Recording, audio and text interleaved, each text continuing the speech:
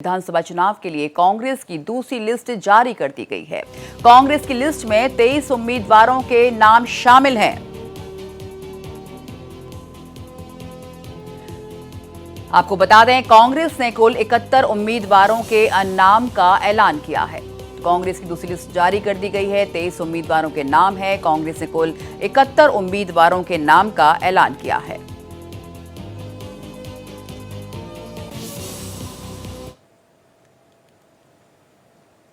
तो इस वक्त की बड़ी खबर आपको बता रहे हैं महाराष्ट्र से। महाराष्ट्र विधानसभा चुनाव से जुड़ी इस वक्त की बड़ी खबर सामने आ रही है। अब विधानसभा चुनाव के लिए कांग्रेस की दूसरी लिस्ट जारी कर दी गई है। कांग्रेस की लिस्ट में 23 उम्मीदवारों के नाम हैं और कांग्रेस ने कुल 71 उम्मीदवारों के नाम का इसमें ऐलान किया है। और ज्यादा जानकारी के साथ हमारे संवाददाता अभिषेक पांडे जुड़ रहे हैं। अभिषेक, महाराष्ट्र विधानसभा चुनाव का बिगुल बजते ही लग रहा है सभी पार्टियों ने अपनी तैयारियां बहुत तेज कर दी हैं। बिल्कुल, अब सभी पार्टियां इलेक्शन मोड पर पूरी तरीके से आ चुकी हैं। अभी जिस समय हम आपसे बात कर रहे हैं उस समय शिवसेना ने तीसरी लिस्ट जारी कर दी है। शिवसेना उद्धव ठाकरे ग्रुप ने ये तीसरी लिस्ट जारी की है, जिसमें कई लोगों के नाम हैं जिनको कि ये देखा जा रहा है कि पहले ये था 3 नाम, उसमें तीसरी लिस्ट में शिवसेना यूबीटी के है।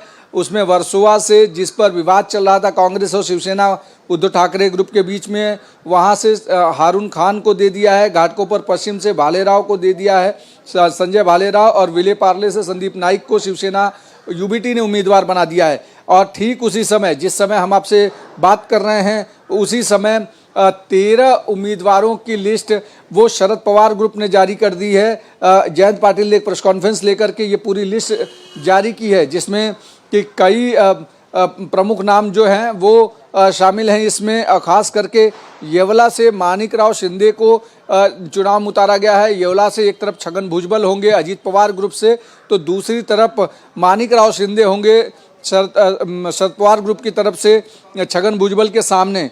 उसी तरीके से अलग अलग जगहों पर इस तरीके से उम्मीदवार उतारे गए हैं। यानी अब अगर देखें तो 83 शिवसेना के कुल 83 कैंडिडेट की लिस्ट अब तक जारी हो चुकी है, जबकि कांग्रेस ने भी 71 लोगों की लिस्ट जारी कर दी है और एनसीपी ने पहले 45 लोगों की लिस्ट जारी की थी और अब उसमें 13 नाम और ऐड कर दीजिए तो एनसीपी ने भी दूसरी लिस्ट जारी कर दी है। और कई प्रमुख जो चेहरे थे अजीत पवार ग्रुप में, जो मिनिस्टर थे, उनके सामने अपने उम्मीदवार उतारकर चुनौती पेश करने की कोशिश की है।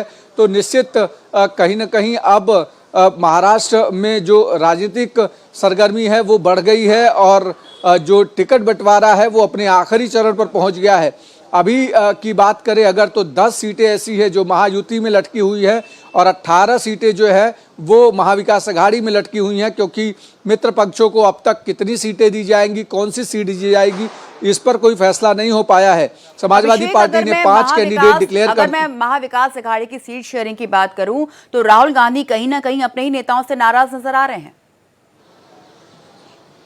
बिल्कुल, राहुल गांधी नाराज नजर आ रहे हैं। उसकी पीछे वजह यह है कि जिस तरीके से कांग्रेस को बार्गेन करना चाहिए था, ज्यादा से ज्यादा सीटों पर कांग्रेस कहीं ना कहीं सरेंडर नजर आई, कहीं ना कहीं आत्मसमर्पण कर दिया इस पूरे सीट बंटवारे में कांग्रेस नेताओं से। इसीलिए शायद राहुल गांधी नाराज हुए और नाराज होकर के बीच मीटिंग में कल चले गए थे, जिसके बाद आज बाला साहब थोराट, जिनको ये समन्वय की जिम्मेदारी दी थी, वो पहले उद्धव ठाकरे से मिलने के लिए मातोश्री पहुंचे 12:30 बजे और फिर उनसे मीटिंग करने के बाद सीधे वो शरद पवार से मिलने सिल्वर ओक उनके निवास स्थान पहुंच गए। तो निश्चित कहीं ना कहीं राहुल गांधी की नाराजगी इस बात को लेकर है कि जब उनका स्ट्राइक रेट लोकसभा में ज़्यादा है तो बराबर की सीटें आखिर कांग्रेस क्यों बार्गेन करके लेकर आई। महाराष्ट्र के नेताओं से नाराज है। वहीं दूसरी तरफ अगर देखें तो महायुति की आज शाम एक बार फिर बैठक होगी, जिसमें मुख्यमंत्री एकनाथ शिंदे और दोनों उप मुख्यमंत्री साथ में बैठेंगे, जिसमें जो 10 सीटें हैं उन पर कहीं ना कहीं निष्कर्ष निकालने की कोशिश की जाएगी। सूत्र बताते हैं कि खास करके जो मुंबा देवी की सीट थी वो एनसीपी ने बार्गेन में अपने कोटे में ले लिया है और ऐसे में अब शिवसेना और बीजेपी के बीच कुछ सीटों को लेकर के जो दबाव है वो लगातार बना हुआ है और बीजेपी की कोशिश है कि बड़े भाई के भूमिका के तौर पे 150 से 160 के बीच का फॉर्मूला तय किया जाए, यानी 155 के आसपास की सीट बार्गेन में ली जाए। वहीं शिंदे की कोशिश है कि ज़्यादा से ज़्यादा सीटें उनके कोटे में आए। जी, हम आपसे लगातार अपडेट लेते रहेंगे। बहुत बहुत शुक्रिया अभिषेक, फिलहाल इस पूरी जानकारी के लिए आपका।